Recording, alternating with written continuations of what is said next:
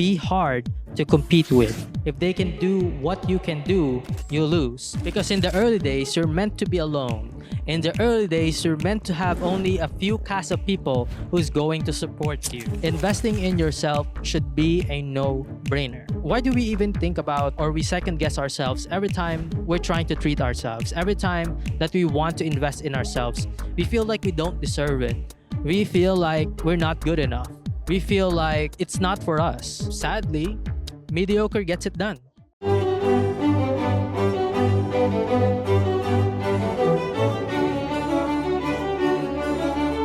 Hello, everybody. My name is Carl Umali, and welcome to episode number 26 of the Clarity Project podcast. For today's episode, we're going to continue from where we left off on episode number 25, and we're going to continue from Sam Altman's lessons on success. Here are my notes in it. I'm going to reflect on those notes, and then I'm going to reflect on them afterwards. By the way, there's currently someone who's singing in the karaoke. So if you can hear that on the background, I'm sorry, there's nothing I can do about that, but the show must go on. So, number 10 says, be hard to compete with. If they can do what you can do, you lose. Build up leverage and a personal brand. It's about being good at the intersection of fields. Be different. All right, so let's dismantle this piece by piece. Let's first start with be hard to compete with. If they can do what you can do, you lose. Basically, it's about leveraging what you know uniquely. It's about leveraging your specific knowledge. It's about using your uniqueness to your advantage, because if they can do what you can do, and worse, if they can do it better, then you're going to be replaceable. No matter where you are in your work, in your field, in your group, you want to be indispensable. You want to be the someone that everybody is counting on. You don't want to be the weakest link in the chain. You have to be better than your competition, and so that they can't replace you. It says here, build up leverage, a personal brand, or being good at the intersection of fields. That's the thing, right? Right now, as an engineer, if you're an engineer, you're expected as to be someone as good in math. But if you can be an engineer who's also good at teaching, who's also good at communication, who's good at grammar, who's good at English, you're automatically going to stand out from all of the engineers who just knows the numbers. If you're creative and you understand the business side of things, if you have business skills, then that's also an advantage. Look at the fields where there are intersections, where there are gaps, where not a lot of people have the same combination of skill sets that's needed by the world. If you can be the person who can fill those gaps, then you will be so unique and so indispensable. The last line here says be different. Now, what does being different really mean? I have an essay that I did a few years back, and it's called A Letter to Artists. And the letter to artists is, of course, for artists. It talks about the shared values, the shared plights, the shared problem, the shared concerns, the shared experience that we all have as an artist. And in one of those, I said, I used to have people who say to me, wow, Carl, that's amazing. That's great. That's awesome. How did you think of that, right? When in reality, it's not necessarily that it's better. It's just different. It's not necessarily that it's one of the best things that's ever happened in the world. No, it's just different. And that's why it is perceived to be better, even though it's not necessarily better. There's a saying, it says that you only need a quarter of an inch to stand out. So imagine if this rail right here, imagine a rail and there's a bunch of nails in it. And if all of those nails are filed neatly, of all of the same centimeters, they're all there, they're all jammed there perfectly. And then all of a sudden, there's one nail that sticks out. Even if it's sticking out even just a quarter of an inch, you're going to notice it. So if you try and look at that and compare that to life, sometimes what we think to stand out is something that is grandiose, when in reality, the little things matter. So if you're in a room where everybody's wearing a red t-shirt, and you decide to wear a white t-shirt, then all of a sudden you're going to stand out. As simple as that, and you're going to stand out. Another example is if you're in a group and everybody's hair is black and yours is red, all of a sudden you're going to stand out quite easily. Yes, being better cannot be cheated. Being better is still being better. But sometimes we should also focus not just on being better, but being different. Being different is an advantage. Being different is what's going to make you stand out. This is something that I've noticed early on in school because every start of the school year in classrooms, you are expected to introduce yourself in front of the class. And what I've noticed is that every time there is someone who has a unique name, that person automatically stands out. I realized that the teachers remember his or her name most, and the teachers also remembers his or her name first. Guess this is an unsolicited advice. If you're going to have kids, make sure that you name your kids uniquely, right? Make sure that you name your kids so uniquely, and so that every start of the school year, every start of the class, when they are asked to introduce themselves in front of the classroom, people are going to remember their names just because of their unique names, just because their names are not that common, just because their names are not that bland. So be creative about it. Give your kid an unfair advantage. Name him or her something that is so unique that the teachers and his or her classmates will remember him or her for. All right, so we are now at lesson number 11, and it says here build a network. And this is not about multi level marketing or networking. This is about share the upside generously. It will come back to you 10 times. So, in anything that you're doing, if you have the chance to be able to share and be generous, do it. You might feel like giving is losing, but in reality, giving is actually getting back something. Because building a network doesn't necessarily mean that you're going to use that other person because you gave them something. Sometimes the network stops when you gave them something, but the effect is immediate, not in terms of them giving you something back directly, but them giving you something back indirectly. What do I mean by this? Sometimes when you give to other people, it's not that you're getting the exact same item back. Sometimes what you're getting is their smiles. Sometimes what you're getting is their thank you, their appreciation, their kindness, and their goodness, even if it stops at the moment that you give it. No matter how fast that is, no matter how long that appreciation lasts, it's okay because you've already got it. You've already received what it is that you're going to receive. And if it's not for them, don't worry, because it says here, it will come back at you tenfold. Maybe it's not them. Maybe they hear a story from somewhere or generosity from somewhere, and some other people is going to give something back to you. Or maybe it's just God, right? God is always watching. And if you're good, if you gave it on a with pure intentions, then God's going to give you what you deserve. All right, so let's move to lesson number 12. And it's a little bit long, but I'm going to read it. Lesson 12 says, "Learn what people are good at and put them in those roles. Push people to accomplish more than they could, but not so much that it leads to a burnout." Remember our lessons on burnout? In growing your network, find someone eminent to take a bet on you, especially early in your career. Wow. Let's try and dissect that. The first few lines says learn what people are good at and put them in those roles. So this is about management, right? Because Sam Altman's this is probably in the context of startups, but this can also be about anything where you are in charge of people. So the first thing that you have to do is to learn what people are good at and then put them in those roles.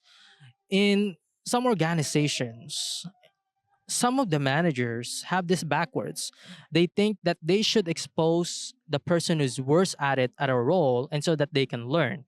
When in reality, yes, the intentions are good, but sometimes you can't teach old dogs new tricks. And if you remember what we were talking about last episode, we were talking about how you should follow your curiosity. You should follow your natural inclinations because this is going to be your superpower, right? You're going to work on it more than the other person simply because you love what you're doing. So if you put someone who's already good at something, automatically you're going to cash in on the output of that.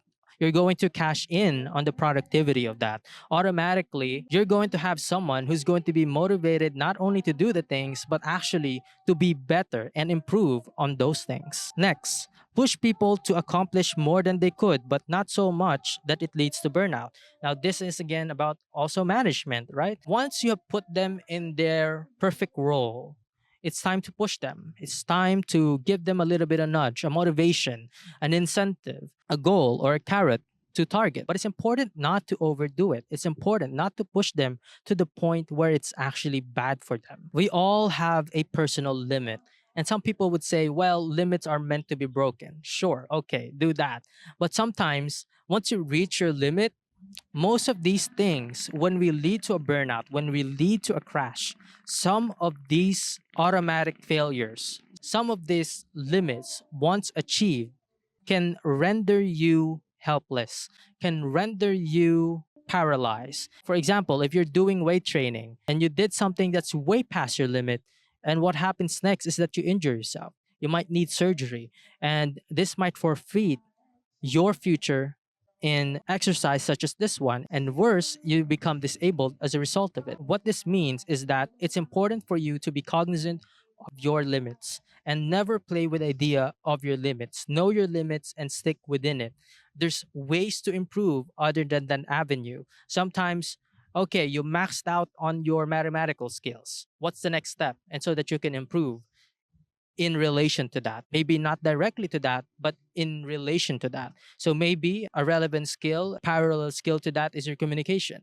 Maybe a parallel skill to that is your creativity in terms of making graphs, of making analogies, of making stories on how you're going to make it more interesting. Maybe you should focus more on theory rather than practicality or vice versa. Because sometimes when you get to a point in a mountain, you sometimes have to climb a little bit down and so that you can have a detour and then climb up again and so that you find a higher peak. Because that's how you climb mountains. Climbing mountains is never always straight. Sometimes you have to climb down a little bit, find another path, and in that path is where you're going to find a detour and where you're going to reach a higher summit. Next, in growing your network, find someone eminent to take a bet on you, especially early in your career. Isn't that nice? Isn't that great? You know what this reminds me? It reminds me of episode number, I believe, I don't know, it's 22, maybe episode number 21.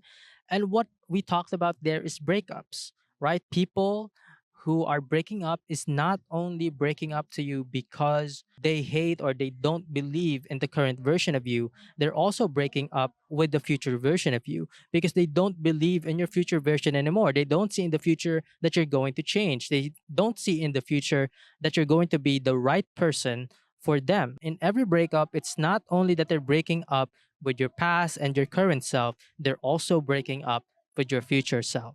So, in growing your network, find someone eminent to take a bet on you, especially early in your career. It's easy for people to bet on you when you're already a huge success. It's easy for people to say, I've been always watching you when you're already a huge success, when everybody's watching you, right? It's easy for people to say, congratulations, you're so awesome, you're so good, when you're already great, when you're already better at what you're doing versus what everybody else is doing. But when you're in the start of your career, when you only have a few viewers, when you only have a few digits in your bank account, if you can find someone who will believe you in your early days, in the start of your career, if you can have someone who will have that trust in you, that belief in you, then that's something that you should look for. That's someone that you should stick to. Because in the early days, you're meant to be alone. In the early days, you're meant to have only a few cast of people who's going to support you. So once you find those people, hold on to them. Make sure that you value their trust. All right, so let's continue. We are two lessons left for the whole Sam Altman's lesson of success. Let's wrap it up in this whole episode, in this episode number 26. So, lesson number 13 says, you get rich by owning things, not high salaries, except entertainers. Own things that rapidly increase in value. So I guess this is about assets. It's about owning things, owning a business, owning a piece of land, owning a piece of property.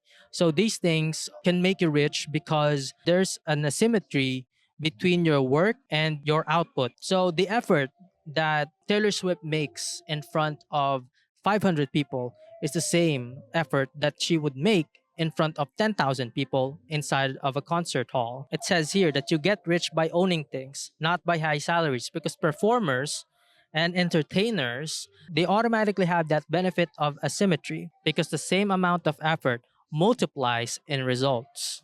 So what are the examples of this? Good example of this is this video, right? I'm only going to do this once. I'm only going to edit this once. But once it's on the internet, once you're watching this, it's forever. It's virtually forever. And you can watch this over and over again. A lot of people can watch it over and over again. And I only have to do this video once. Another thing is a book. Your favorite authors only wrote that book once. And once it's finished, once it's published, that's it. And now hundreds of thousands, maybe even millions of people are now going to read it and they only wrote it once. They don't have to write it over and over again. They only have to write it once. The last thing here says own things that rapidly increase in value. Now this is not an investment channel, so I'm not going to be talking about that. And I'm not going to give you investment advice, unfortunately. But it says here, right? Own things that rapidly increase in value. But this is an advice for yourself. It applies to everything that you're doing in your life, and that is investing in yourself. I tweeted last night, and it says this: investing in yourself should be a no brainer. That's it. That's the tweet. Investing in yourself should be a no brainer. Why do we even think about or we second guess ourselves every time we're trying to treat ourselves? Every time that we want to invest in ourselves, we feel like we don't deserve it. We feel like we're not good enough. We feel like it's not for us. We should invest in ourselves more because ultimately, what does investing in yourself really mean? If you don't want to invest in yourself, what does that really mean? It doesn't necessarily mean that you can't, it's that you won't. What's the difference between those two things? When you can't, then maybe you are unable. You're disabled, right? There's nothing that you can do about it. But what about if the condition is you won't invest in yourself? All of a sudden, it's not a condition. All of a sudden, it's not the situation. No, it's a decision. It's your decision, not your condition, that's preventing you from investing in yourself. It's your decision, not your situation, that's preventing you from taking the first step and so that you can become a better version of you. Investing is about believing in yourself. If you don't believe in yourself, then who's going to believe you? You should be the first person who needs to believe in yourself. Believing in yourself is a superpower. You have to say no to the haters. You have to say no to the naysayers. You have to say no to the people that are doubting you. Because at the end of the day, they're not there during your climb to the top. But believe me, they will try to meet you once you're already on the top. Again, going back to network effects when you're already there, when you've already made it, it's very different from when you're trying to climb versus when you've already reached the summit. And sometimes confidence is all you need. You know, I see this all the time, and I actually have like a very humorous tweet about this, and it's about the so-called Maasim people. Maasim is basically like a sour vinegary taste, and these are the types of people that may have that kind of a pungent smell to them, and they have partners. They have these girlfriends that is way out of their league. And how I rationalize that is because they're just more confident than you, right? And that's why they were able to have a good looking girlfriend versus to where they are physically. It's all about confidence. So the tweet says, no matter how confident you think you are, there will always be a maasim or someone who has a vinegary smell to them more confident than you. Let me repeat that in a much more complete sense. No matter how confident you are, there will always going to be a maasim more confident than you. So basically what that means is no matter how confident you think you are, there's always going to be someone who smells vinegary more confident than you. And he's probably going to get the girl just because he's confident. Not necessarily because he's better, smarter, richer, or better looking. That's already established. You also see this with everything that you're doing in your life. Someone who gets the promotion, someone who gets your dream job, not necessarily is the person right for the job or best for the job. Maybe you're way better than this person. Maybe you're way ahead than this person, but that person gets a job. That person gets the career. Why? Because they're more confident than you. They believed in themselves, even though they're not ready. They were able to take a risk on themselves. They were able to bet on themselves, something that you are not doing, something that you are hesitant in doing. You know, there's a lot of people that are doing seminars. There's a lot of people that are talking just like me. And sometimes when I am in a seminar, sometimes when I do view some public speakers, so-called public speakers or gurus, and I get to hear about their content, not that I'm the best in the world at it. Definitely, there's a lot of things that I need to improve. But when I get to hear them speak and talk and actually see their content, I'm like, I can't believe thousands of people are listening to this. I can't believe hundreds of people are actually subscribing to this. This doesn't make any sense. Because in our life, sadly, mediocre gets it done. That's the thing. Mediocre gets it done. Mediocrity gets it done. Sometimes you don't have to be the best to get the job. Sometimes you don't have to be the best end quote on it to be able to get it. Sometimes the differences in life between the person who becomes successful and the person who stays unsuccessful is just confidence. It's just action. It's just taking it because they believe in themselves. And so if these people you think doesn't deserve it, can get it. If these people who are putting out mediocrity can do it, imagine you better than them if you just believed in yourself. You can do it, man. You can do it. You have to look at yourself in the mirror and believe in yourself. Imagine what it would be like if you did it too. There are a lot of photographers, there's a lot of videographers that I know that are in the business not necessarily because they're so good at it, not necessarily because they're in love with photography or videography. It's just so happens that they have a camera and they can make money out of it. And that's why you also see in their work, it's not that good, but they're still getting money out of it. They still have clients for it. They're still making a lot of money from it. So if these people who are not even passionate about these things that you care about, can do this, why are you not taking a chance in yourself? What's preventing you from going into this field head first and saying to all of these people, I have arrived? Saying to these people, enough is enough. I don't need fakeness. I don't need mediocrity.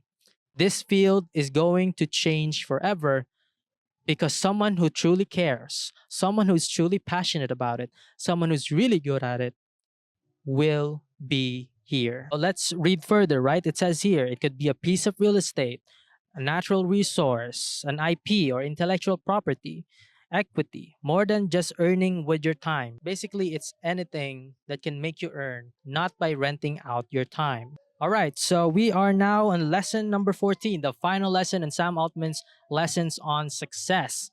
Okay, so let's get to it, right? It says here, be internally driven. What impresses yourself rather than what impresses other people.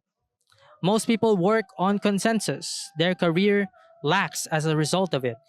You will care more if you realize this. Don't think what other people think. Only think if you're working on the right thing. Don't do things that prevents you from doing the interesting work. Don't check on other people. Don't check on consensus because it can only make you busy with keeping up with them. Define success by performing excellent work in areas that are important to you. If you are born in poverty, then it will be difficult. Try and dissect that. It says here, be internally driven. You got to have that internal drive within you to be able to push forward mediocrity, push forward the mundaneness of doing it over and over again. And so that you can practice, and so that you can train, and so that you can become better at your craft in your chosen field. You could be a master at whatever it is that you chose because you're able to cancel out the noise. You're only focused on the things that's only going to make you improve and achieve on your goals. Things that only matter to you. It says here, define success by performing excellent work in areas that are important to you. The things that are important to you are the only things that matter. Imagine if Michael Jordan will judge his life based on how good he is in carpentry. All of a sudden, Michael Jordan, as a person in his entire life, failed. But if Michael Jordan would look at his career in terms of basketball, in terms of influence in basketball, in terms of being a terrific athlete, then he's a success. So be careful what your definition of success is.